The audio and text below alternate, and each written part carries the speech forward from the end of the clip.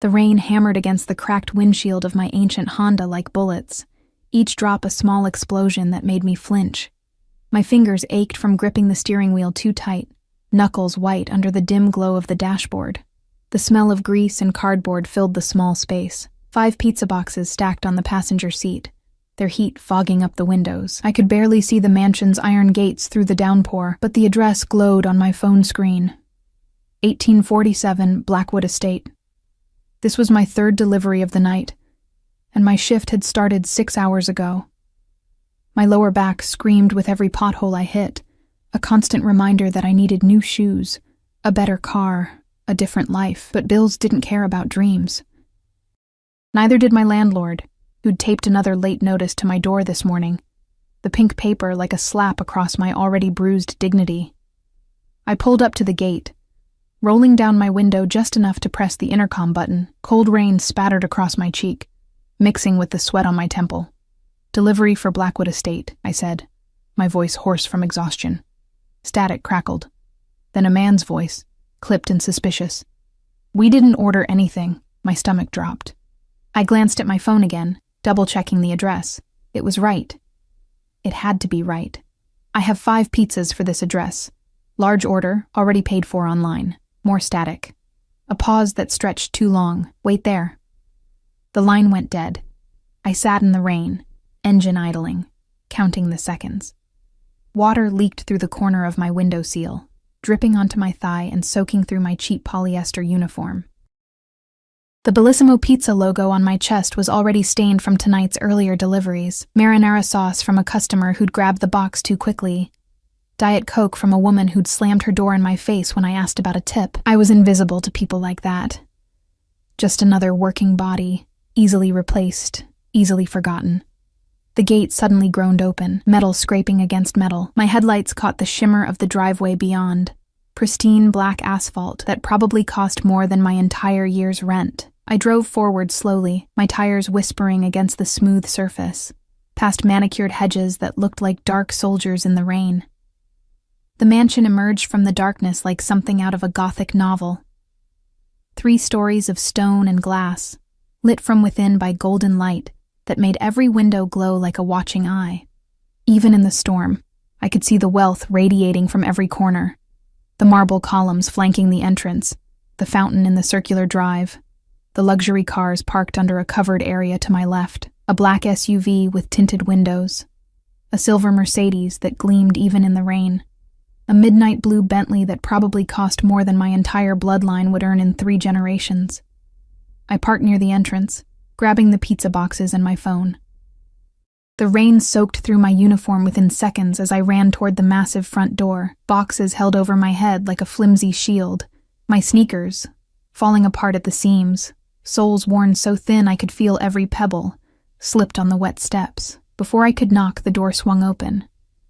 A man in a black suit stood there, tall and broad with a face carved from granite. His hand rested at his hip in a way that made my pulse quicken.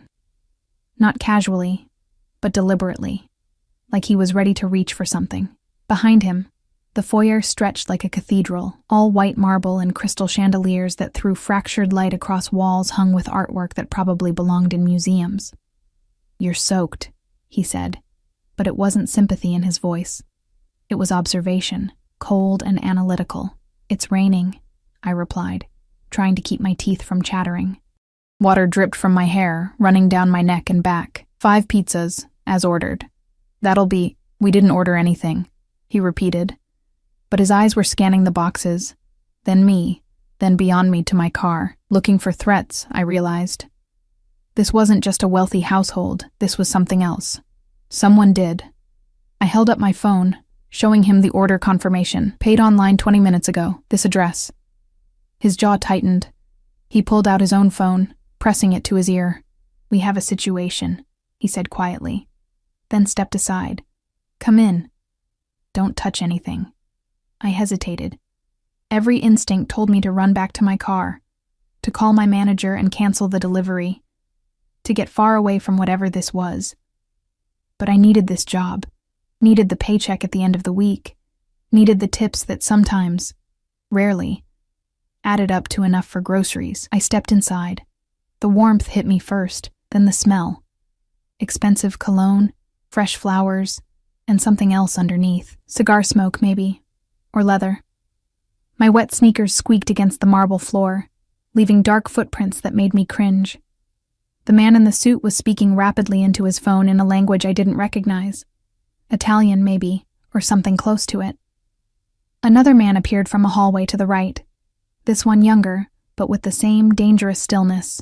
His eyes fixed on the pizza boxes, then on me, assessing and dismissing me in the same breath. "Where do you want these?" I asked, my voice smaller than I intended. The foyer seemed to swallow sound, making me feel even more insignificant. "Don't move," the first man said, still on his phone. Then, to someone else in the house. "Get him down here. Now." Him. Someone important enough that a mysterious pizza delivery warranted immediate attention. I stood there, water pooling around my feet, feeling the weight of my exhaustion settle deeper into my bones. My shift was supposed to end 20 minutes ago. I still had to drive home through this storm, climb 3 flights of stairs to my apartment, and somehow find the energy to shower before collapsing into bed. Tomorrow I had the early shift at the diner. 6 hours of pouring coffee and dodging wandering hands for tips that barely covered gas money. A staircase curved up from the foyer, grand and sweeping, with an iron railing that looked hand-forged. I heard footsteps descending, deliberate and unhurried, and found myself holding my breath without knowing why. He appeared at the top of the stairs, and the entire atmosphere shifted. I'd delivered to wealthy neighborhoods before, seen men in expensive suits, encountered people who radiated money and privilege. But this was different. This was power, the kind that didn't need to announce itself, that simply existed like gravity or air. He wore all black, dress pants and a shirt with the sleeves rolled to his elbows, revealing forearms corded with muscle and marked with scars that told stories I couldn't read. Dark hair, slightly disheveled as if he'd been running his hands through it. A face that could have been handsome if it weren't so hard. All sharp angles and controlled intensity. But it was his eyes that caught me, held me frozen like a rabbit in headlights. They were dark, almost black in the chandelier light, and they looked at me with the kind of focus that made my skin prickle. Not with desire, not with kindness, but with assessment. Calculation. Like I was a puzzle piece that didn't fit the picture he'd assembled in his mind. He descended the stairs slowly, each step measured. The men in suits straightened, their postures shifting from alert to almost reverent. One of them spoke rapidly in Italian, gesturing to me and the pizzas. The man in black didn't respond. He just kept walking until he stood 3 feet away from me, close enough that I could smell his cologne. Something dark and woody, cedar maybe, with notes of bergamot, close enough that I could see the faint stubble along his jaw, the thin scar that ran from his left eyebrow into his hairline. Close enough that I felt truly, deeply afraid for the first time all night. "Who sent you?" His voice was quiet, almost soft, but it carried the weight of absolute authority. American accent, but with something underneath. Italian heritage maybe, or time spent elsewhere. "My manager." The words came out shaky. "Someone placed an order online. I'm just the delivery driver. Show me." I fumbled with my phone, nearly dropping it with my cold, trembling fingers. He took it from me, his hand brushing mine for just a second, warm against my frozen skin, and studied the screen. His expression didn't change, but something flickered in his eyes. Anger, maybe. Or recognition. "Marco," he said, not looking away from my phone, "trace this order. Now." The younger man pulled out a laptop from seemingly nowhere, fingers flying across the keys. The man in black handed my phone back to me, and our fingers brushed again. This time I noticed the ring on his right hand. Thick gold with a crest I didn't recognize, worn like a statement rather than decoration. "What's your name?" he asked. "Emma." My voice was barely a whisper. "Emma Reyes. Emma Reyes." He repeated it slowly, like he was committing it to memory. "How long have you worked for Bellissimo?" 3 months. "You always work nights?" "I work whenever they schedule me. Days at the diner, nights delivering pizza, weekends at..." I stopped myself. Why was I telling him this? What did my poverty have to do with mysterious pizza orders? "You work 3 jobs." It wasn't a question. I nodded. Something shifted in his expression, too quick to name. Then Marco spoke from behind his laptop. Order was placed from a burner phone, routed through 3 different VPNs, payment from a dummy account that's already been closed. The man in black went very still. That was worse, somehow, than if he'd gotten angry. The stillness was predatory, dangerous, like a snake coiling before it struck. "Someone sending a message," he said quietly. Then his eyes fixed on me again, or setting a trap. My heart hammered against my ribs. "I don't understand. I'm just delivering pizzas." "Open them." "What?" "The boxes." "Open them." My hands shook as I set the boxes on a nearby table, an antique thing that probably cost more than my car, and lifted the first lid. Steam rose from a perfectly normal pepperoni pizza. I moved to the second box, mushroom and sausage. The third. I froze. It wasn't a pizza. Photographs. Dozens of them, scattered across the bottom of the box like obscene toppings. My brain struggled to process what I was seeing. People in intimate positions, faces caught in expressions of pleasure or pain, bodies intertwined. But it was the faces that made my stomach turn. The man in black stepped forward, his jaw tight enough to crack teeth. He lifted one photograph, studying it with an expression that could have melted steel. "Boss," Marco said, his voice careful. "That's... I know who it is." I looked at the photograph he held. A woman. Beautiful in that untouchable way wealthy people often were, with platinum blonde hair and a smile that looked expensive. She was wrapped around another man, not the one standing beside me, in what was clearly a hotel room. The man in black set the photograph down with controlled precision, then opened the remaining boxes. More photographs. And in the last box, a note, printed in block letters. "Your fiancée sends her regards. MV." The silence that followed felt like suffocation. "Get her out of here," he said finally, his voice like ice. But before anyone could move, the lights went out. Darkness swallowed the foyer whole. I heard movement, fast, professional, and felt a hand grip my arm, pulling me backward. Then glass shattered somewhere above us, and someone screamed. Gunshots exploded through the darkness, muzzle flashes painting the walls in strobes of yellow-white light. I hit the floor, pizza boxes scattering, my scream lost in the chaos. My elbow cracked against marble, pain shooting up my arm, more glass breaking, shouts in Italian, the acrid smell of gunpowder mixing with the rain-fresh air pouring through broken windows. A hand found me in the darkness, large, warm, impossibly strong. It pulled me up and against a solid body, sheltering me as another round of gunfire erupted. I could feel his heartbeat against my cheek, steady despite the chaos. Could smell that cedar cologne mixed now with adrenaline sweat. "Stay down," he commanded, his mouth close to my ear. "Don't move. Don't make a sound." Then he was gone, and I was alone in the darkness, pressed against a wall, listening to the sounds of violence I'd only seen in movies, metal striking flesh, bodies hitting the floor, someone crying out in pain. The emergency lights flickered on, bathing everything in red. I saw him then, the man in black, standing in the center of the foyer with a gun in his hand, perfectly calm as bodies lay scattered around him. His men were securing the perimeter, checking windows, speaking rapidly into earpieces. He turned and found me with his eyes, and something in his expression made my breath catch. Not anger, not fear. Realization. "You," he said, walking toward me.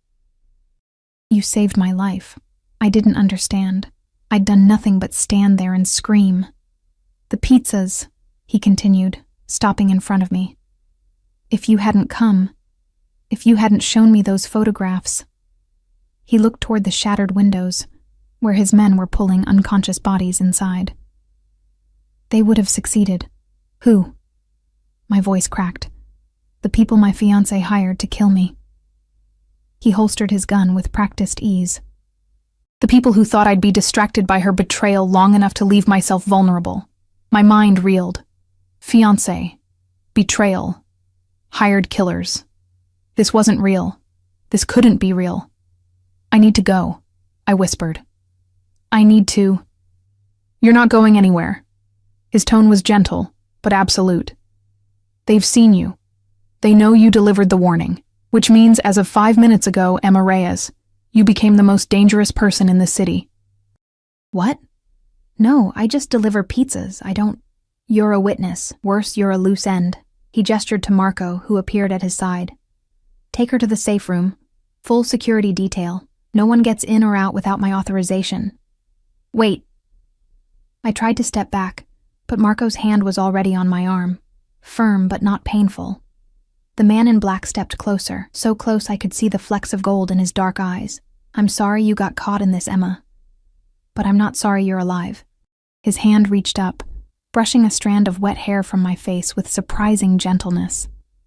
And I'm going to make sure you stay that way, whether you like it or not. Then I was being guided away, through hallways that twisted and turned, down stairs that descended into the mansion's depths. Behind me, I heard him giving orders in rapid Italian, his voice hard with fury and dark promise. The last thing I heard before a steel door closed between us was him speaking into his phone. Find Veronica, and find Marcus. I don't care where they're hiding. I want them both alive. The lock engaged with a sound like a prison cell closing, and I realized that in trying to deliver 5 pizzas, I just delivered myself into the hands of a man who made kings look powerless. A man whose name I still didn't know. A man who'd just decided I belonged to him. The safe room was nothing like I'd imagined a panic room would be. I'd expected concrete walls and flickering fluorescent lights. Maybe a cot and some canned food. Instead, I found myself in what looked like a luxury hotel suite carved into the earth. Cream-colored walls, soft recessed lighting that didn't hurt my eyes, a king-sized bed with silk sheets in deep burgundy. There was a sitting area with leather furniture, a kitchenette stocked with enough food to last weeks, and a bathroom visible through an open door that was larger than my entire apartment. But luxury couldn't hide what it really was. A cage. I stood in the center of the room, still dripping rainwater onto the plush carpet, my mind struggling to process the last 20 minutes. Gunshots, photographs, bodies on the floor. His hand pulling me against him in the darkness, his heartbeat steady against my ear like a countdown to something inevitable. You're a witness, a loose end. My knees gave out, and I sank onto the edge of the bed, my wet uniform soaking into the expensive fabric. My hands wouldn't stop shaking. I pressed them between my thighs, trying to create warmth, trying to ground myself in something physical and real. This wasn't happening. This couldn't be happening. I was supposed to finish my shift, go home, pay my rent. Tomorrow I had the breakfast rush at the diner. Mrs. Patterson always ordered 2 eggs over easy and wheat toast. Mr. Chen wanted his coffee black with exactly 2 sugars. Simple things, normal things. Not this. Not armed men and betrayal and a stranger who'd decided my life was his to control.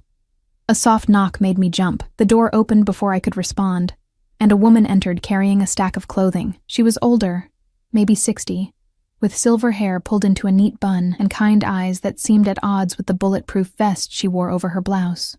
"Miss Reyes," she said in accented English. Italian. Definitely Italian. "I'm Teresa. I manage the household." She set the clothes on the bed beside me. "You need to get out of those wet things before you catch pneumonia. There's a shower, hot water, everything you need." I stared at the clothes without touching them. "I need to leave. I have to call my manager, tell him what happened." "Your manager has been informed you had a family emergency." Teresa's voice was gentle but firm.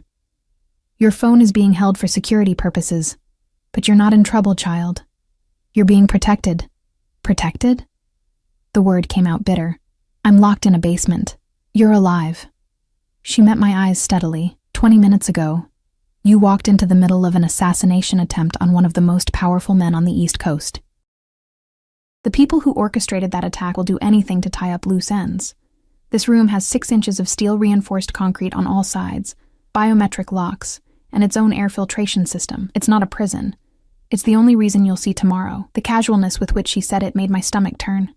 "Who is he? The man upstairs?" Teresa studied me for a long moment, as if deciding how much to say. "His name is Dante Russo, and if you're smart, you'll do exactly what he tells you." She left before I could ask anything else, the door sealing behind her with that same prison sound finality. Dante Russo. I repeated the name silently, testing its weight. It meant nothing to me, but the way Teresa had said it, with reverence and fear intertwined, told me it should. That I'd somehow missed something crucial about the world I'd been living in, blind to the darkness that moved beneath the surface of ordinary life. I looked down at my hands, still trembling, still stained with pizza grease and rainwater. I could smell myself, sweat and fear and cheap laundry detergent. The contrast between my reality and this room was so stark it felt obscene. Finally, I picked up the clothes Teresa had brought: soft gray sweatpants, a white cotton t-shirt, underwear still in the package, thick socks. Everything in my size, which should have comforted me but instead made my skin crawl. How did they know my size? Had they gone through my wallet? Run a background check in the 15 minutes since I'd arrived? The shower was almost painfully hot, steam filling the bathroom until I couldn't see my reflection in the mirror. I stood under the spray longer than necessary, watching the water circle the drain, wishing I could disappear down it like Alice through the rabbit hole, tumbling back into my own life. But when I finally emerged, wrapped in a towel softer than anything I'd ever owned, I was still here, still trapped. I dressed in the clothes they'd provided, my own uniform abandoned in a sodden heap on the bathroom floor. Without my phone, I had no idea what time it was. Late, definitely, maybe 2 or 3 in the morning. My body ached with exhaustion, but my mind was too wired to even consider sleep. I explored the room instead, opening drawers and cabinets with numb curiosity. Everything was fully stocked: toiletries, medications, even books on a shelf near the sitting area. I pulled one out at random, The Count of Monte Cristo. The irony wasn't lost on me. I was sitting on the couch, the book open but unread in my lap, when the door opened again. Dante Russo stepped inside, and the room suddenly felt smaller. He'd changed clothes, still all black, but a fresh shirt. No blood spatters that I could see. His hair was damp, pushed back from his face, and I realized he'd showered too, washing away evidence of whatever had happened upstairs after they'd locked me away. "You're not reading," he observed, closing the door behind him. "I'm not really in the mood for 18th century literature." A ghost of something, amusement maybe, flickered across his face. "Fair enough." He moved to the chair across from me, sitting with the kind of controlled grace that suggested violence was always one breath away. "How are you feeling?" The question was so absurd I almost laughed. "How am I feeling? I watched people try to murder you. I'm locked in your basement. My entire life just imploded." "How do you think I'm feeling?" "Angry," he said calmly. "Scared, confused, probably wondering if I'm going to kill you." My heart stuttered. "Are you?" "No." The word was absolute, no hesitation. "If I wanted you dead, Emma, you'd already be dead. I don't make a habit of keeping witnesses alive unless I have a reason." "And what's your reason?" He leaned forward, elbows on his knees, his dark eyes fixed on mine with that same unsettling intensity. "You saved my life tonight. Maybe not intentionally, but that doesn't change the outcome. Someone, my fiancée apparently, and her lover, orchestrated an elaborate plan to distract me with those photographs while their team breached my home. If you hadn't insisted on delivering those pizzas, if you hadn't shown me what was in those boxes," he paused, jaw tight, "I would have been upstairs, alone, reviewing security footage of Veronica's infidelity. Easy target. Instead, you were downstairs with me." "Instead, I was downstairs with you," he agreed. "And my men were on high alert because of the unusual delivery. We were ready when they came through the windows." I processed this slowly. So I accidentally foiled an assassination attempt by being too persistent about pizza delivery. Essentially. Something that might have been a smile touched the corner of his mouth, there and gone in an instant, though I suspect persistent is putting it mildly. "Teresa mentioned you work 3 jobs. I have bills." The words came out defensive. "Some of us don't have mansions and armed guards." "No," he said quietly. "You have something much more valuable.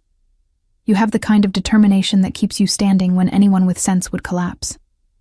You drove through a storm to deliver pizzas to a house that didn't want them, insisted on completing your job even when my security tried to turn you away.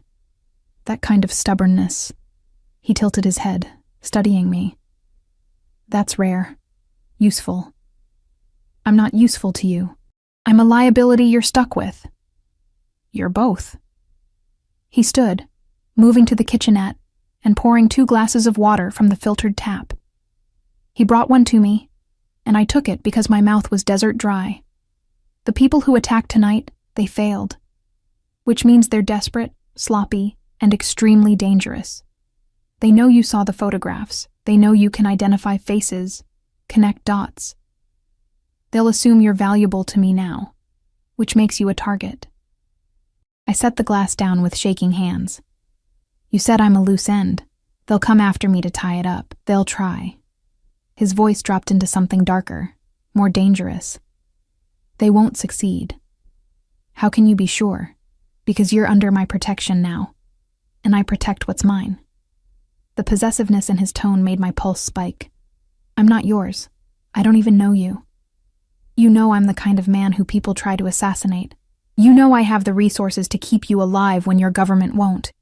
You know that 24 hours ago you were invisible to the world, one more struggling worker drowning in bills and exhaustion. He crouched in front of me, bringing himself to eye level. And you know that everything changed the moment you walked through my door. I wanted to argue, to tell him he was wrong, that I could go back to my life and pretend this never happened. But the words died in my throat, because I could see the truth in his eyes. Everything had changed. What happens now? I whispered. Now you stay here while I deal with the people who betrayed me. My men are tracking Veronica and Marcus Vitale, her lover apparently, and someone I once called friend. His jaw clenched, the only sign of emotion he'd shown. When I find them, they'll answer for this. And when the dust settles, we'll discuss your future. My future is delivering pizzas and pouring coffee. Your future is whatever I decide it is. He stood, looking down at me with an expression I couldn't read. I'm not a good man, Emma. I've done things that would make you run screaming if you knew the details. But I keep my word, and I protect what belongs to me. As of tonight, you belong to me. Not because I want to own you, but because it's the only way to keep you alive. And if I refuse, then you'll be dead within 48 hours. He said it matter-of-factly, like he was discussing the weather. Marcus Vitale runs the second-largest operation on the East Coast. He has resources, connections, and no conscience. The moment you leave my protection, you're a loose end waiting to be cut. Tears burned behind my eyes, but I refused to let them fall, so I'm a prisoner. You're alive. He moved toward the door, then paused with his hand on the handle. There's food in the kitchen, books on the shelf, a television in the cabinet, everything you need. Teresa will check on you in a few hours. If you need anything, use the phone on the wall. It connects directly to security. I need my life back. He looked at me over his shoulder, and for just a moment, I saw something almost like regret in his eyes. I know, but that life would get you killed, and I've decided I prefer you breathing. He opened the door. Try to get some sleep, Emma. Tomorrow is going to be complicated. Then he was gone, and I was alone again with my thoughts and the oppressive weight of silk sheets and steel walls. I didn't sleep. I lay in that enormous bed, staring at the ceiling, listening to the silence that wasn't really silent. There were sounds if you listened carefully. The hum of air filtration, the distant echo of footsteps above, the almost imperceptible whir of security cameras tracking every corner of the room. I thought about my apartment, probably locked by now. Landlord counting the days until he could legally remove my things. I thought about my manager at Bellissimo, wondering why I'd abandoned my shift. The diner, where my morning regulars would sit at empty tables, waiting for coffee that wouldn't come. I thought about the photographs in those pizza boxes. The woman, Veronica, with her expensive beauty and treacherous smile. The way Dante had looked at those images, his expression carved from ice, but his eyes burning with something primal. Betrayal. I understood that feeling. My ex-boyfriend had emptied our joint account and disappeared 6 months ago, leaving me with his debts and a eviction notice. I'd learned then that people could look you in the eye, tell you they loved you, and still destroy you without a second thought. But this was different. This was betrayal with teeth, with consequences measured in bullets and blood. Somewhere above me, Dante Russo was hunting the people who'd tried to kill him, and I was caught in the middle, a random variable in someone else's war. I must have dozed eventually, because I woke to Teresa entering with a tray of breakfast. Eggs, toast, fresh fruit, coffee that smelled like heaven. She set it on the bedside table with a gentle smile that seemed wrong in this place. "How did you sleep?" she asked. I didn't. I sat up, my body aching from tension. "What time is it?" "Just after 8. Mr. Russo wanted me to inform you that the situation is being handled. You're safe." "What does being handled mean?" She didn't answer, just patted my hand with maternal concern that felt grotesque given the circumstances. "Eat something, child. You'll need your strength." After she left, I picked at the food without appetite, drinking the coffee because I needed something to do with my hands. The eggs were perfect, fluffy, seasoned just right. The toast was some artisanal bread that probably cost more per slice than I made per hour. Everything was perfect, polished, expensive. Everything was wrong. I was finishing the coffee when the door opened again.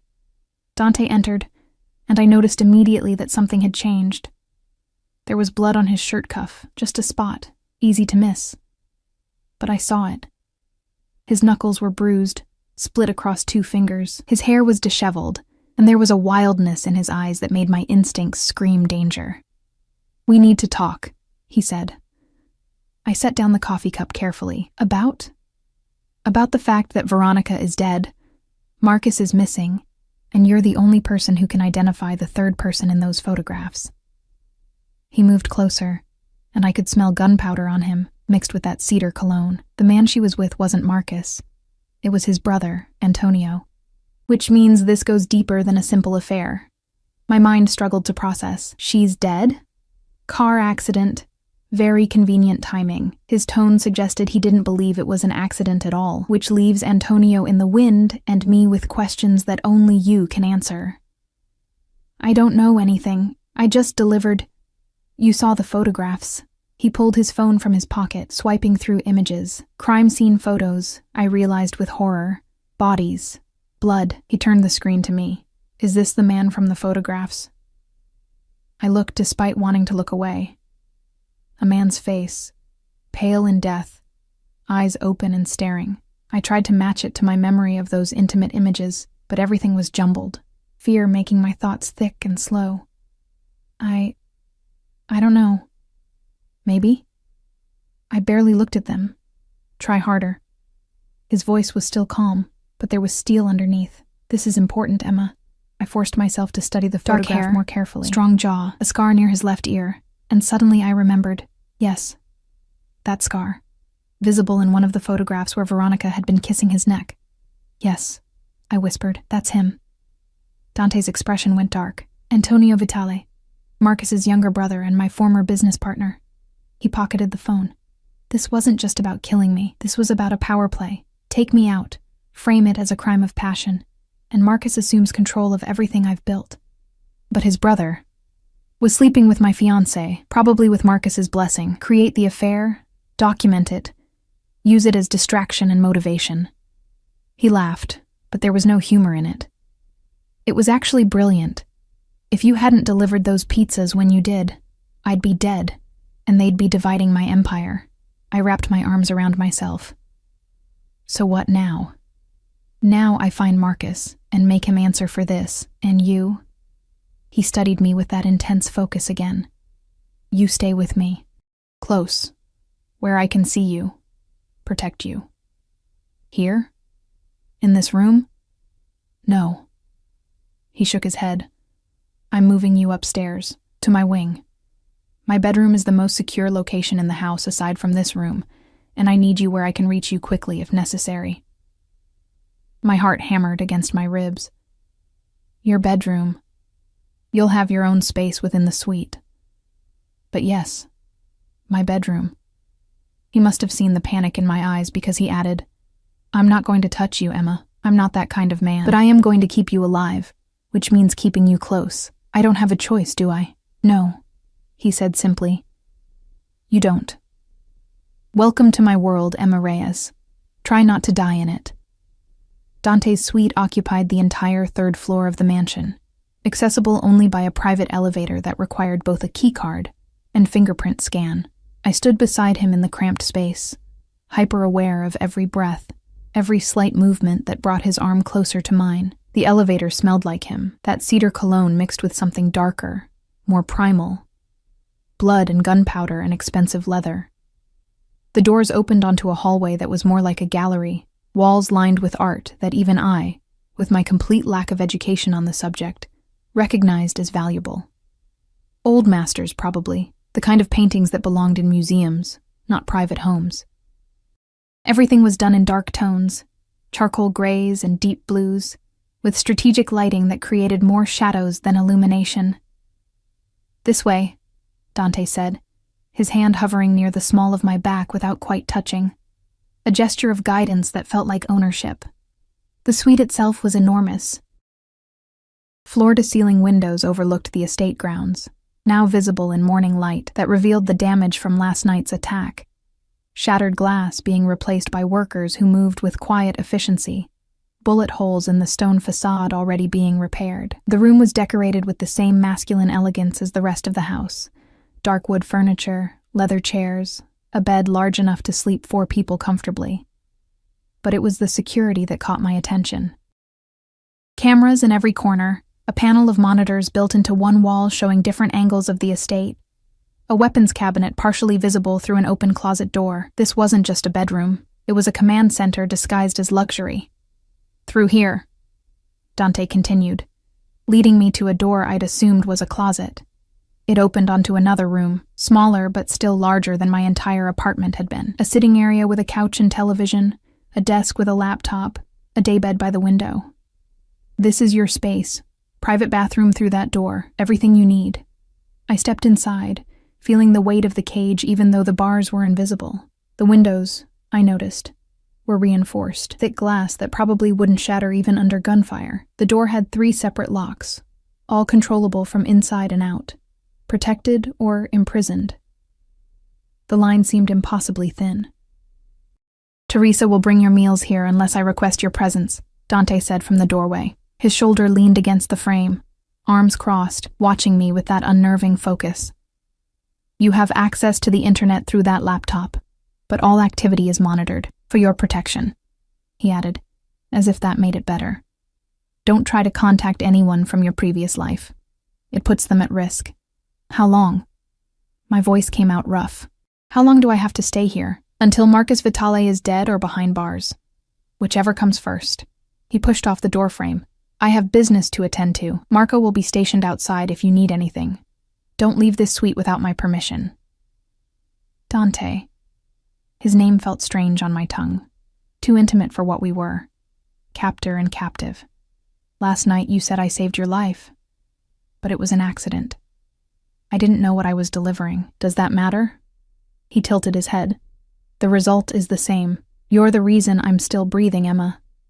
That creates a debt, and I always pay my debts. I don't want anything from you except my freedom." Something flickered in his expression, almost like pain, there and gone so quickly I might have imagined it. "Then you want the one thing I can't give you. Not yet." He moved toward his own room, then paused. "For what it's worth, I am sorry. You don't deserve to be caught in this." "But I am caught." "Yes," he agreed quietly. "You are." The door closed between us, but I could hear him moving around on the other side. The rustle of clothing, the splash of water, the low murmur of his voice as he spoke to someone on the phone. Italian again. Too rapid for me to catch even if I understood the language, but the tone was unmistakable, cold, calculating, deadly. I sank onto the couch, my legs suddenly unable to hold me. Through the window I could see the estate stretching out in manicured perfection, gardens that probably required a team of groundskeepers, a pool covered for winter, buildings in the distance that might have been guest houses or staff quarters. Walls surrounded everything, topped with cameras and what looked like motion sensors. Beautiful and deadly, just like the man who owned it. The laptop beckoned from the desk. I moved to it almost against my will, opening the browser and immediately searching for Dante Russo. The results made my blood run cold. Hundreds of articles, news reports, FBI investigations. The words leaped out at me. Alleged organized crime, suspected money laundering, witnesses disappeared, connection to multiple homicides. And photographs. Dante in expensive suits leaving courthouses. Dante at charity galas with beautiful women on his arm. Dante's face in FBI wanted posters that had been withdrawn after witnesses recanted their testimony. I was reading about a ghost, a man who moved through the world leaving destruction in his wake, but never quite getting caught, protected by fear and money and violence. My hands shook as I scrolled through articles about his family, the Russo crime family, one of the oldest on the East Coast, with connections to everything from construction to shipping to casinos. His father had been gunned down 5 years ago, and Dante had taken over the empire at 28. Since then, he'd consolidated power, eliminated rivals, expanded territory, and I was sleeping 20 feet away from him. A soft knock made me jump. Teresa entered with a gentle smile, carrying bags that she set on the daybed. "Mr. Russo asked me to bring you proper clothing. I've estimated your sizes, but if anything doesn't fit, just let me know." I stared at the bags. Designer labels I recognized from window shopping I could never afford. "This is too much. Mr. Russo insists you be comfortable." She began unpacking. Jeans, sweaters, dresses, undergarments still in their packaging, shoes in multiple styles. Everything expensive, everything my size. He also wanted me to tell you that Dr. Chen will be visiting this afternoon for a health check. Standard procedure. I'm not sick. You were in shock last night. Mr. Russo wants to ensure you're physically well. Teresa's hands were gentle as she organized the clothes in the closet. "He may seem harsh, child, but he takes care of what's his." There was that phrase again. What's his? "I'm not his," I said firmly. "I'm just someone who got caught in the wrong place at the wrong time." Teresa looked at me with something like pity. "You're someone who saved his life. Whether you understand it or not, that makes you his. In his world, debts like that don't go unpaid." She left me alone with new clothes and the weight of her words. I spent the next few hours in a strange fugue state, neither fully awake nor asleep. I tried on the clothes because I had nothing else to do. Everything fit perfectly, which was somehow more disturbing than if they'd been wrong. I showered again, using products that smelled like lavender and vanilla, trying to scrub away the feeling of being watched even though I was alone. The laptop called to me repeatedly. I researched Marcus Vitale, finding articles about his own criminal empire, his rivalry with Dante, the tentative peace between their organizations that had held for 3 years. I found Veronica's obituary. A car accident, just as Dante had said. Her vehicle found at the bottom of a ravine. No other details. No mention of foul play. But I remembered the way Dante had said, "convenient timing." And I wondered if the accident had been quite so accidental. Dr. Chen arrived at 3, escorted by Marco, who waited outside the door while the doctor examined me with professional efficiency. Blood pressure, pulse, a check of my pupils. She asked about sleep, appetite, any physical pain. I answered mechanically, aware that Marco was listening to every word through the open door. "You're showing signs of stress and exhaustion," Dr. Chen said, writing something on her tablet. "But physically, you're healthy. I'm going to prescribe something to help you sleep, just for a few nights. Your body needs rest to process trauma." "I don't want medication. I understand. But Mr. Russo was very clear that your health is a priority." She handed me a small bottle of pills. "Just one before bed. They're mild, non-addictive. They'll help." After she left, I stared at the pills, wondering if they were for my health or to keep me compliant. I set them aside, determined not to take them, but by nightfall, exhaustion was clawing at my mind so viciously that I reconsidered. Dante appeared at my door as twilight painted the windows purple. He'd changed into casual clothes, black jeans and a gray sweater that made him look almost human, almost. "Join me for dinner," he said. It wasn't a question. I followed him to a dining area in his suite, a table set for 2 with silver and crystal that caught the candlelight. The food appeared within minutes, brought by staff who moved like ghosts, there and gone without speaking, without making eye contact with me. "You've been researching me," Dante said, cutting into his steak with precise movements. "Marco informed me you spent several hours on the laptop. My appetite vanished. You said I had access to the internet." "You do. I didn't say it wasn't monitored." He took a bite, chewing thoughtfully. "What did you learn?" That you're a criminal. That people who cross you tend to disappear. That the FBI has been trying to arrest you for years. I met his eyes across the table. That I should be terrified of you. And are you? Terrified? I considered lying, but something about his expression told me he'd know. Yes. Good. He set down his fork. Fear keeps you smart. Smart keeps you alive. But Emma? He leaned forward slightly. I want you to understand something. The things you read about me, most of them are true. Killed people. Built an empire on violence and fear. But I've never hurt someone under my protection. I've never broken my word once given. And I've decided you're worth protecting, which means you're safer with me than anywhere else in this city. Because I saved your life. Because you're innocent. The word came out almost tender. In my world, that's rarer than diamonds. You work 3 jobs to pay your rent. You deliver pizzas in storms.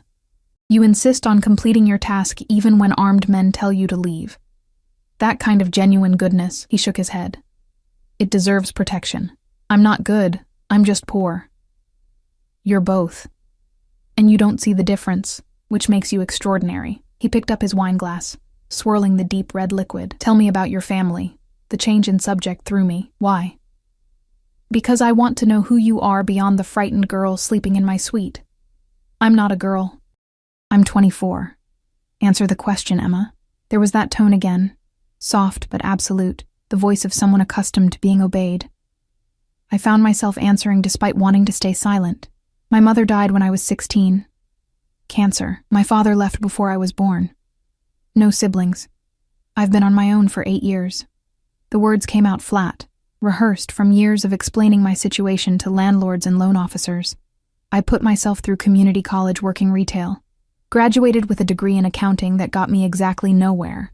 Now I work 3 jobs and still can't afford health insurance. That's my story. Not exactly extraordinary. Dante listened with that focused attention that made me feel like every word mattered. You survived. Built a life from nothing. That's more extraordinary than you think. It's just survival. It's not noble or special. It's both. He stood, moving around the table until he was standing beside my chair, close enough that I could feel the heat radiating from him. You don't see yourself clearly, Emma. You think you're ordinary, forgettable, just another face in the crowd, but you're not. You have fire underneath all that exhaustion, stubbornness, pride. It's why you work yourself to death rather than ask for help. Why you delivered those pizzas despite the storm and my men trying to turn you away.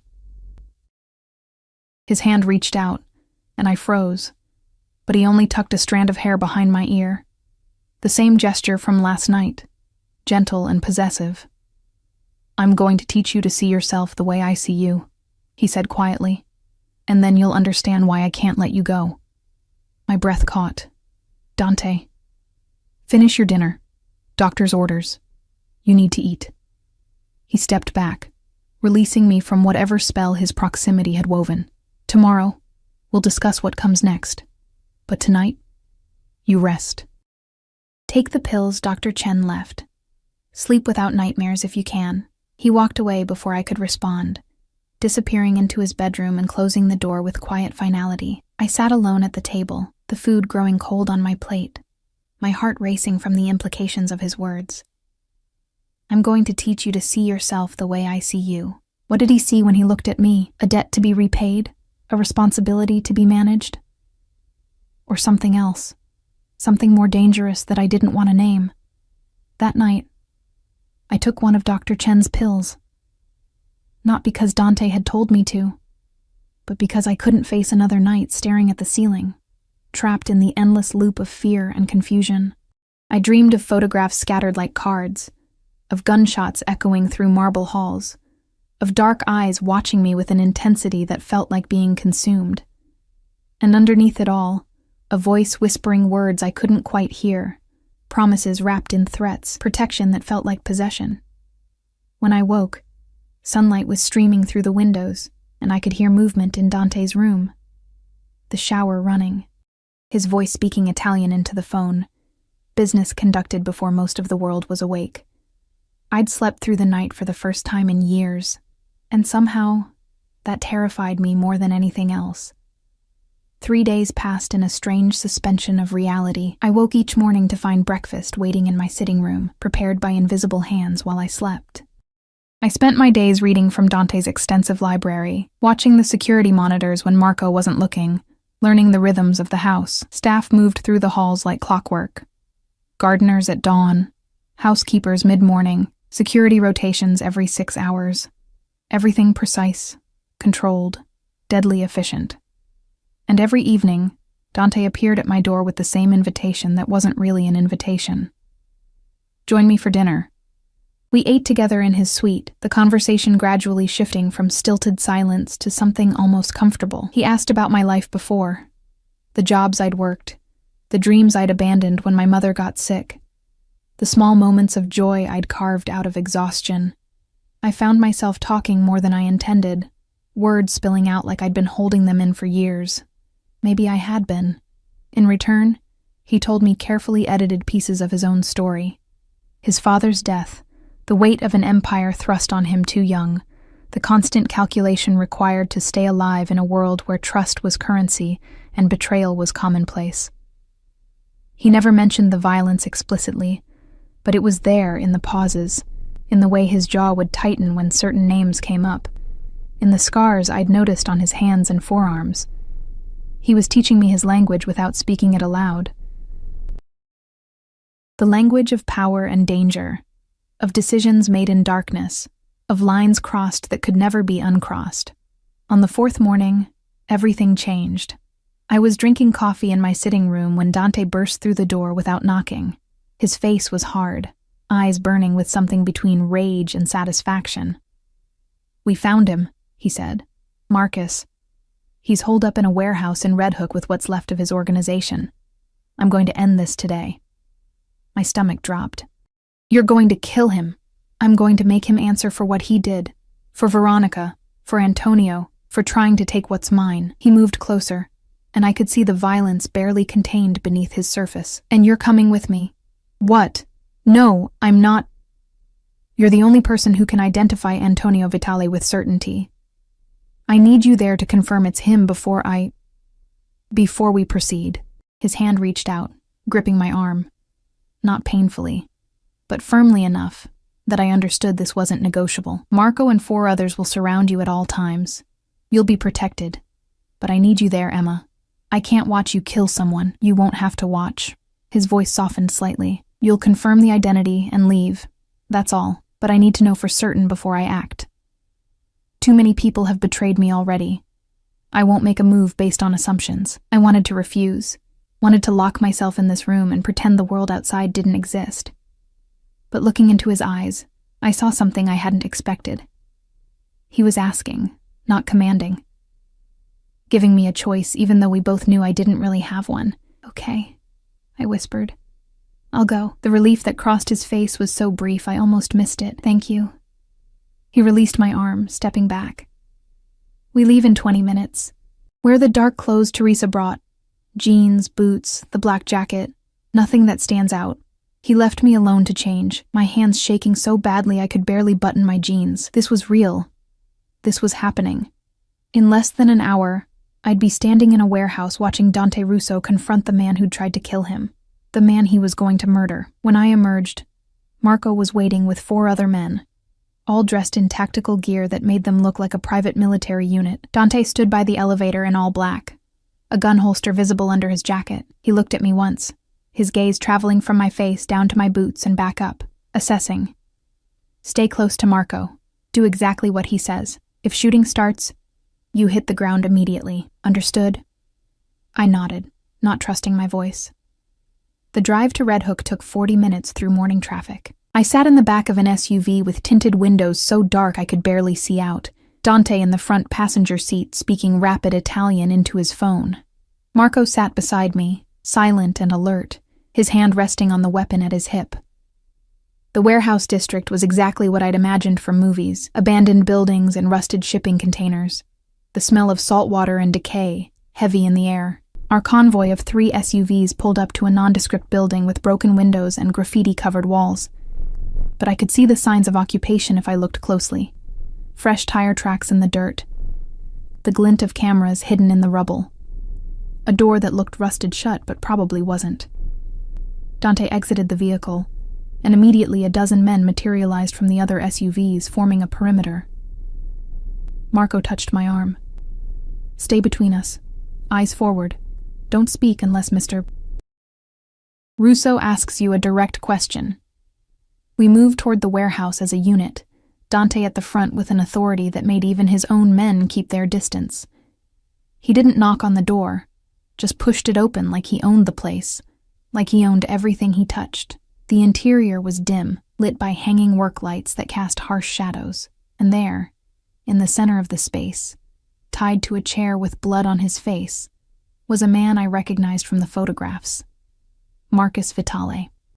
He looked up as we entered, his eyes finding Dante with a mixture of defiance and fear. "Dante, I wondered when you'd find me. Did you really think you could hide?" Dante's voice was conversational, almost pleasant, which somehow made it more terrifying. "Did you think I wouldn't tear this city apart looking for you? It was worth a shot." Marcus spat blood onto the concrete floor. "You've gotten soft, Russo. Your father would never have let a woman distract him the way Veronica distracted you. Veronica's dead." Dante said it casually, watching Marcus's reaction. "Car accident. Very tragic." Of course, we both know it wasn't an accident. Marcus's jaw tightened. "I had nothing to do with that." "No? Then who did?" Dante circled the chair like a predator. "Who killed your brother Antonio after he tried to assassinate me? Who's been systematically eliminating everyone involved in this pathetic coup attempt?" "Antonio's dead." For the first time, genuine emotion flickered across Marcus's face. Grief, quickly masked by anger. "You killed my brother. I killed the man who tried to murder me in my own home, the man who was sleeping with my fiancée as part of your elaborate distraction." Dante stopped in front of Marcus, leaning down until they were eye level. "Did you really think I wouldn't figure it out? That I'd be so consumed by Veronica's betrayal that I'd leave myself vulnerable? It should have worked." Marcus's voice was bitter. "You were supposed to be upstairs, alone, reviewing those photographs. My team was in position. It was perfect. It would have been." Dante straightened. "Except for one variable you didn't account for." He gestured, and Marco gently pushed me forward. "Emma, come here." My legs felt like water, but I moved forward until I stood beside Dante. Marcus's eyes found me, and I saw the moment he recognized me. Or rather, didn't recognize me. I was nobody to him, just another face. "This is Emma Reyes," Dante said, his hand coming to rest on the small of my back. The touch was possessive, claiming, "She delivered the pizzas that saved my life. She's the reason your plan failed, Marcus." A 24-year-old woman working 3 jobs just to survive, and she brought down your entire operation without even knowing it. Marcus stared at me with something like disbelief. Her? All this because of a pizza delivery girl?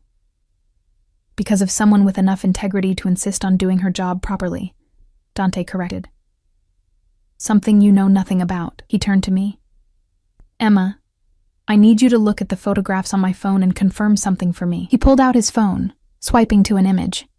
Antonio Vitale, the man I'd identified before. "Is this the man from the photographs with Veronica?" I looked at the screen, then at Marcus, understanding what Dante was really asking. Was I certain enough to condemn a man to death based on what I'd seen? "Yes," I said, my voice steadier than I felt. "That's him." "You're sure?" "Yes." Dante pocketed his phone, satisfaction flickering across his features. "Thank you, Emma. Marco, take her outside." "No." The word came out before I could stop it. Both men turned to look at me, Dante with surprise, Marcus with curiosity. I want to hear it. I want to hear him admit what he did. Dante studied me for a long moment, something shifting in his expression. Then he nodded slowly. "Stay behind me." He turned back to Marcus. "Tell me about the plan. All of it. Who else was involved?" Marcus laughed, the sound wet and painful. "Why would I tell you anything? You're going to kill me either way." "True." Dante pulled his gun with casual ease, the movement so practiced it looked choreographed. "But I can make it quick, or I can make it last days. Your choice." The warehouse went silent except for Marcus's labored breathing. I could feel the tension in every man around us, weapons ready, waiting for the order. It was supposed to be simple, Marcus finally said. Veronica seduced Antonio, documented the affair. We'd send you the photos, wait for you to lose focus. My team would breach during your distraction, make it look like a crime of passion. Antonio would take the fall. I'd position myself as the grieving friend helping stabilize your organization. And within 6 months, everything you built would be mine and Veronica. She was supposed to disappear after. New identity, new life, set up somewhere tropical. Marcus's face twisted. I underestimated your reach. I didn't think you'd get to her so quickly. I didn't. Dante's voice was ice. Someone else did. Someone who wanted to tie up loose ends. Was it your father? Marcus's silence was answer enough. He killed her, I whispered, horror crawling up my spine. His own son's lover, he just... Welcome to my world, Emma. Dante didn't look at me, his eyes fixed on Marcus, where family means nothing compared to power, where betrayal is expected and loyalty is a weakness to exploit. He raised the gun, pointing it at Marcus's head. Any last words? Yeah. Marcus met his eyes without flinching. Your father was weak too. That's why he died. That's why you'll die. Someone always comes for the crown, Russo. Always. The gunshot was impossibly loud in the enclosed space. I flinched, turning away. But not before I saw Marcus's head snap back. Saw the blood, saw the moment life left his eyes. My stomach heaved, and I pressed my hand over my mouth, fighting the urge to vomit. Dante lowered the gun, holstering it with the same casual efficiency he'd drawn it. Clean this up, he told his men. Make it look like internal conflict. Let his father wonder if he's next. Then he was beside me, his hand on my elbow, steady and warm. Come on, let's get you out of here. Marco guided me outside while Dante stayed behind, issuing orders I couldn't hear over the ringing in my ears. The morning sun felt wrong, too bright, too normal for what had just happened. I stood by the SUV, gulping air, trying to process the fact that I'd just watched someone die, that Dante had killed him with less emotion than I'd shown firing a difficult customer at the diner.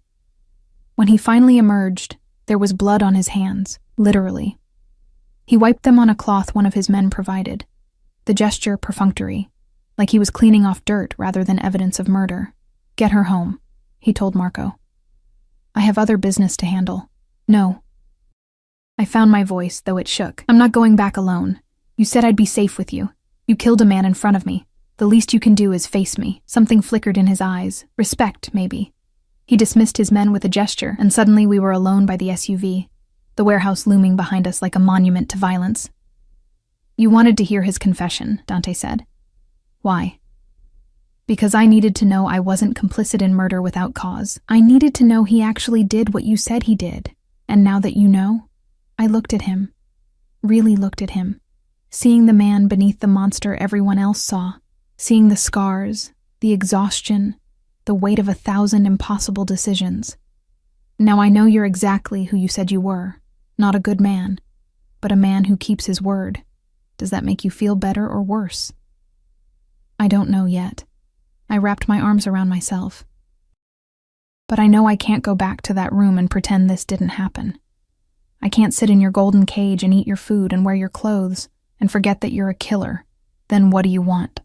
The question hung between us like a challenge. I want honesty, I said finally. I want to know what happens next. Not what you think I want to hear. The truth. What's my future, Dante? What happens to the girl who accidentally saved the mob boss?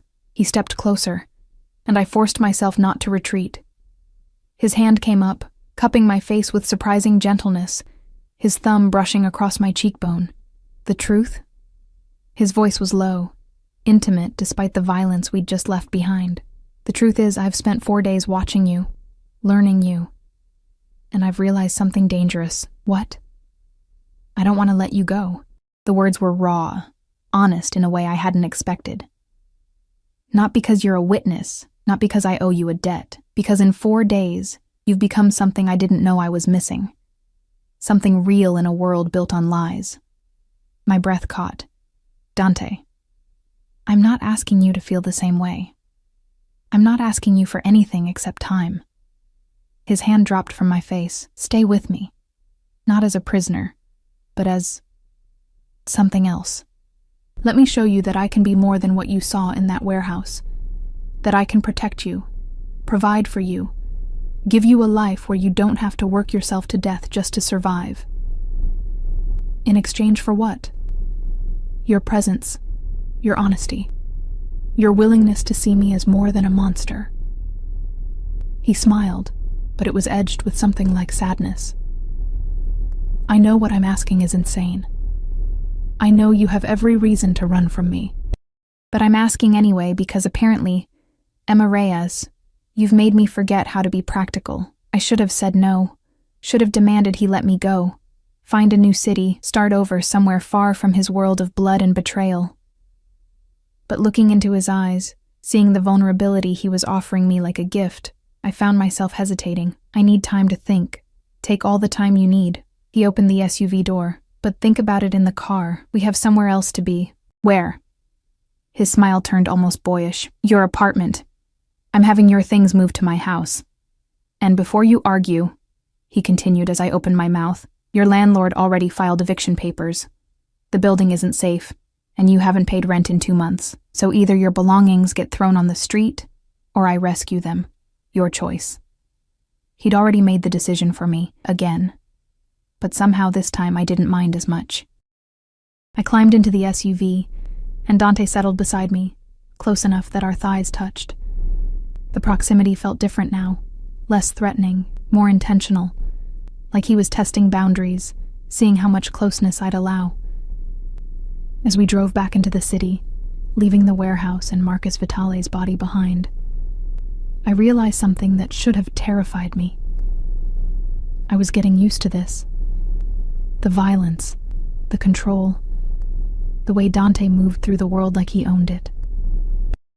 I was adapting to his darkness, learning to see in shadows, and I wasn't sure if that made me strong or broken. My apartment building looked even more depressing in daylight than it had in the rain-soaked darkness of my memory. Cracked concrete steps, peeling paint on the door frames, windows patched with cardboard where glass should have been. I'd lived here for 18 months, and I'd never really seen it. Too exhausted, too focused on survival to notice how far I'd fallen, but seeing it through Dante's eyes, watching him take in the poverty with that unreadable expression, shame burned through me like acid. 3rd floor, I said quietly, leading him upstairs that creaked ominously under our combined weight. Marco and 2 other men followed at a distance, their presence making the narrow hallway feel claustrophobic. My door had a bright pink eviction notice taped to it, the words "Final Warning" stamped across the top in angry red letters. Dante tore it down without comment, crumpling it in his fist as I fumbled with my keys. The lock stuck. It always stuck. And I had to jiggle the key just right while pushing the door with my shoulder. The familiar frustration of it, the practiced dance I'd performed 1,000 times, suddenly felt humiliating with him watching.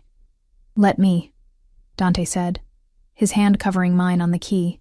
His touch was warm, steady, and somehow the lock turned smoothly under his guidance. The door swung open onto my life. 1 room. That's all it was. A studio apartment with a kitchenette in the corner, a bathroom barely big enough to turn around in, and a mattress on the floor because I'd sold my bed frame 6 months ago to make rent. My few belongings were scattered around. Clothes folded on plastic bins that served as a dresser, textbooks from community college stacked in the corner, a single photo of my mother on the windowsill. It was clean, at least. I'd always kept it clean, scrubbing the floors on my hands and knees because I couldn't afford a mop, wiping down the walls to hide the water stains. But cleanliness couldn't disguise the crushing poverty of it, the way every surface screamed struggle and failure. Dante stood in the doorway, taking it all in with that focused intensity.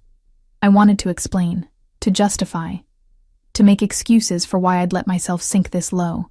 But the words caught in my throat because what could I say? That I'd tried?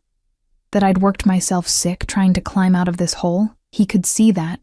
He could see everything. "This is where you came home after delivering my pizzas," he said finally, his voice carefully neutral. "This is what you were protecting when you insisted on finishing your shift. It's not much, but it was mine." I moved to the plastic bins, starting to pull out clothes with shaking hands. I'll just grab a few things and Emma. He caught my wrist, stopping me mid-motion. Look at me. I didn't want to. Didn't want to see pity or disgust or whatever expression he was wearing. But his grip was gentle, insistent, and finally I turned to face him. You lived like this, he said softly. Worked 3 jobs, 60-hour weeks, and still couldn't afford basic necessities. And when I asked you what you wanted, you said freedom.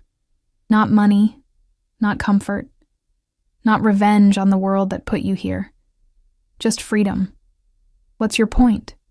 My point is that you're extraordinary, and you don't even see it. His free hand came up, cupping my face the way he had outside the warehouse. Most people in your situation would have given up, taken shortcuts, made compromises, sold pieces of themselves for comfort. But you didn't. You kept fighting, kept working, kept your integrity intact even when it would have been easier to let it go. I didn't have a choice. Everyone has choices. You chose dignity over ease, every single day. That's not weakness, Emma. That's strength most people can't even imagine. Tears burned behind my eyes, and I blinked them back furiously. Don't. Don't make me into something I'm not just because you feel guilty for keeping me locked up. I don't feel guilty. His thumb brushed away a tear that had escaped despite my efforts. I feel grateful, and I feel determined to give you what you deserve. Not a cage, but a real life. One where you don't have to choose between food and rent, where your potential isn't wasted on survival. In exchange for what? I pulled away from his touch, wrapping my arms around myself. You keep saying you want my presence, my honesty. But what does that mean? What exactly are you asking from me? Dante was quiet for a moment, his dark eyes searching mine. Then he moved to the window, looking out at the view of brick walls and fire escapes that had been my only scenery for 18 months. When I was 26, he said, his voice low. My father told me something I've never forgotten. He said the hardest part of our world isn't the violence or the betrayal. It's the loneliness. Everyone wants something from you. Everyone has an angle, a scheme, a reason to smile while plotting your downfall. You can't trust anyone completely, can't let your guard down, can't show weakness or vulnerability because it will be used against you. He turned back to me, and I saw something raw in his expression. He was right. For 5 years since his death, I've been exactly what this world requires. Hard, calculating, merciless. I've built an empire on fear and respected only power, and I've been completely, utterly alone. His hands flexed at his sides like he wanted to reach for me but was holding himself back. Then you walked into my house soaking wet, insisting on delivering pizzas to a man who could have killed you without a second thought. And you looked at me like I was just another customer, not a monster. Like I was human. You are human, am I? The question was sincere, almost pleading. After what you saw today, after Marcus, after everything you've learned about me, do you still think that? I should have lied. Should have told him what he wanted to hear. Played the game, protected myself. But he'd asked for honesty, and something in me couldn't deny him that. I think you're someone who was forced into an impossible position and made choices most people couldn't make. I think you've done terrible things for reasons that probably seemed necessary at the time. I moved closer to him, drawn by something I didn't want to name.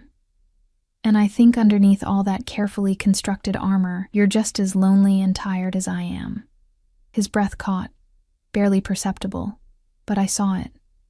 Saw the crack in his facade, the vulnerability he usually kept buried so deep no one could find it. What I'm asking from you, he said carefully, is a chance. Not forever, not even for certain. Just a chance to show you that I can be more than what everyone expects. That with you, I can remember what it's like to be human instead of just a weapon in expensive clothes. And if I say yes, if I agree to stay, not as a prisoner, but as whatever this is, I gestured between us, at the tension that had been building for days, the connection neither of us wanted to acknowledge.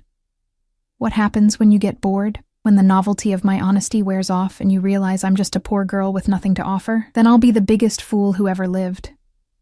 He closed the distance between us in 2 steps, his hands framing my face with a gentleness that contradicted everything I knew about him. Emma, I've had everything money can buy. Beautiful women, luxury, power that makes kings look weak, and none of it, not one single moment of it, has made me feel as alive as 4 days of eating dinner with you, of watching you read my books and argue with me about philosophy, of seeing you look at me with fear and fascination, and something that might eventually become trust. I'm terrified of you. I know. His forehead rested against mine, our breath mingling in the small space between us. I'm terrified of you too, of what you make me want, what you make me feel. I've spent 5 years building walls, and you walk through them without even trying, Dante. His name was a whisper, a question, a surrender all at once. Say yes, he murmured against my skin. Stay with me. Let me give you a life worth living. Let me be more than the monster in your nightmares. I should have said no, should have demanded he let me go, find a new city, start over somewhere his darkness couldn't reach me. But looking into his eyes, seeing the desperate hope he was trying to hide, I realized something that changed everything. I didn't want to run. Against all logic, all self-preservation, all common sense, I wanted to stay. Wanted to see if the man beneath the monster was real. Wanted to know if I could be the person who reminded him he was human. Okay, I whispered. I'll stay. But on one condition. Anything. No more lies, no more half-truths or careful editing. If I'm going to be part of your world, I need to know what that world really is, all of it. Not just the pieces you think I can handle. Something like relief crossed his face. So profound it almost hurt to witness. Deal. No more lies. His hand slid from my face to my shoulders, grounding and possessive. Now let's get your things and get out of here. This place depresses me. Marco and his men packed up my life with efficient speed. Clothes, books, the photo of my mother, my few dishes and personal items all boxed and carried down to the SUVs waiting below. It took less than 20 minutes to erase 18 months of my existence from this building. Dante stood beside me as we watched them work, his hand resting on the small of my back in that gesture that had become familiar. Claiming me without words, announcing to anyone watching that I was under his protection now. What about my jobs? I asked, as we descended the stairs one final time. The diner, the pizza place, the weekend shifts at the grocery store. Handled. Teresa called your managers this morning with believable stories about family emergencies and relocations. You'll receive final paychecks, good references if you ever need them. He helped me into the SUV, sliding in beside me. Though if I have my way, you'll never need to deliver another pizza in your life. I like that job sometimes, I said, surprising myself with the truth of it. Meeting different people, driving through the city. It wasn't all bad. Then we'll find you something you like better. College courses, if you want to finish your degree. Work in one of my legitimate businesses. Or just time to figure out what you actually want instead of what survival demands. His hand found mine, fingers intertwining. You have options now, Emma. That's what I'm offering you. Choice. The drive back to the mansion was quiet, comfortable in a way that shouldn't have been possible given everything that had happened. But somehow, sitting beside Dante with the city rolling past the tinted windows, I felt something I hadn't experienced in years. Safe. It was an illusion, probably, a temporary peace before the next storm. But I let myself sink into it anyway. Let myself imagine a future where I didn't have to count pennies or skip meals or work until my body gave out. The mansion looked different when we arrived. Less like a prison. More like a possibility. Dante walked me back to his suite, but this time he didn't leave me at the door to my room. Instead, he guided me to his sitting area, pouring 2 glasses of wine from a bottle that probably cost more than my yearly rent had been. To new beginnings, he said, raising his glass. I clinked mine against his, the crystal singing softly, to honesty. We drank, and then he set his glass down with careful deliberation. There's something you need to know about what happens next. My stomach tightened. The other condition you mentioned, Marcus Vitale's death will create a power vacuum. His father will retaliate. Other organizations will try to move in on his territory. It's going to get messy, possibly violent. His eyes held mine steadily. I'll protect you through all of it, but you need to understand. My world doesn't pause for grief or second thoughts. It keeps moving, and you'll be moving with it. I understand. do you?" He leaned forward, intensity radiating from him. "Because I need you to be certain, Emma. Once you're truly part of this, there's no going back. You'll see things, know things, be connected to me in ways that make you complicit. The FBI, rival families, anyone who wants to hurt me, they'll see you as a target, as leverage. Your innocence won't protect you anymore."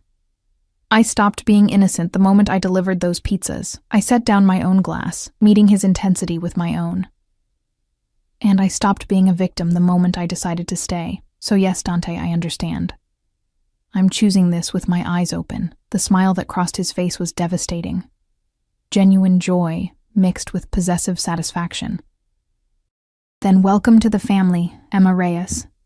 He stood, offering me his hand, and I took it without hesitation. He pulled me to my feet and into his arms in one smooth motion, his embrace solid and warm and overwhelming.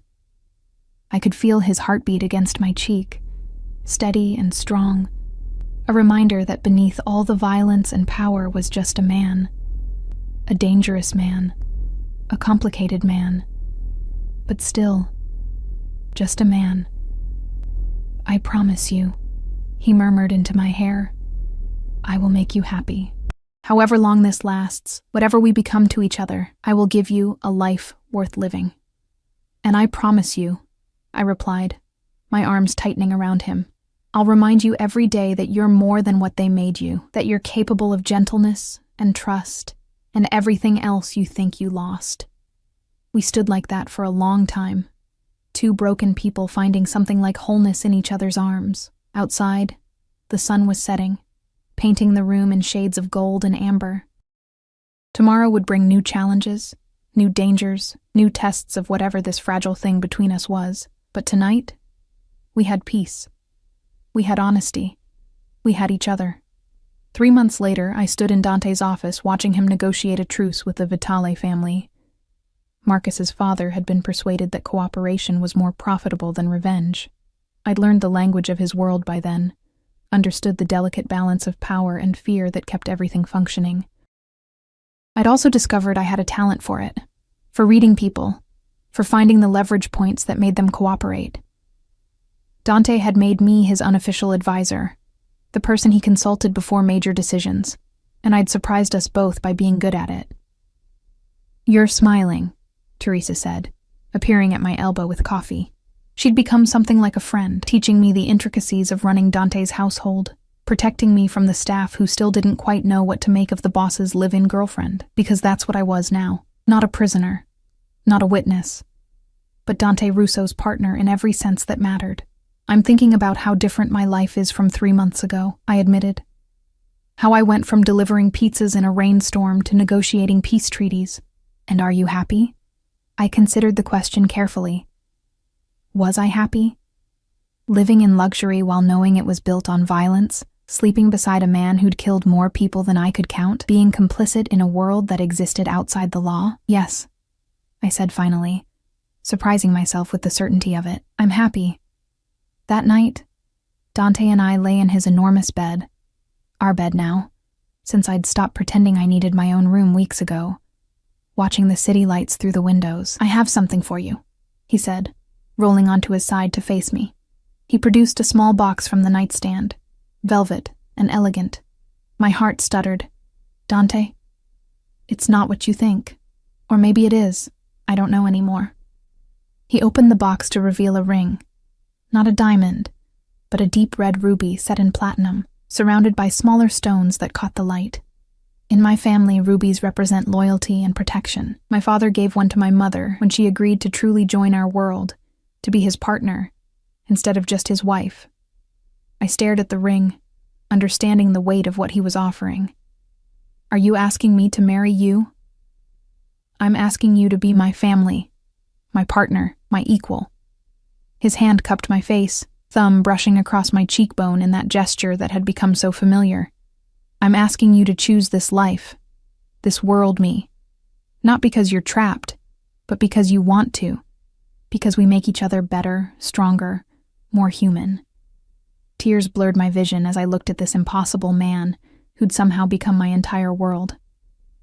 "Yes," He slipped the ring onto my finger, a perfect fit, because of course he'd known my size. And then his mouth was on mine, kissing me with a passion that had been building for 3 months. We'd been careful until now, cautious about crossing lines that couldn't be uncrossed. But tonight, with his ring on my finger and his promise between us, careful didn't matter anymore. We made love slowly, tenderly, learning each other's bodies the way we'd learned each other's minds. He was gentle with me, reverent, treating me like something precious instead of just another possession. And I gave myself to him completely, holding nothing back, trusting him with parts of myself I'd protected for years. Afterward, we lay tangled together, sweat-slicked and breathless, and I realized that the girl who'd delivered pizzas in the rain was gone. In her place was someone stronger, more complex, more alive. Someone who'd learned that monsters could love, that cages could become homes, and that sometimes the most dangerous thing you could do was let yourself be saved. "I love you," Dante whispered against my hair. The words raw and honest. I didn't think I was capable of it anymore, but you proved me wrong about so many things. "I love you too," I replied, meaning it with every fiber of my being. "My beautiful, terrible, impossible man." He laughed, the sound warm and genuine, and pulled me closer. Outside, the city continued its endless rhythm, sirens and traffic and lives being lived in countless small ways. But inside this room, in this moment, there was only us. 2 broken people who'd found something whole in each other, a delivery girl and a mob boss, bound by chance and choice and something that felt dangerously close to fate. And as I drifted off to sleep in his arms, the ruby ring heavy on my finger, I knew that I'd choose this life. Choose him. Every single time. 'Cause some cages were worth entering. Some monsters were worth loving, and some accidents changed everything.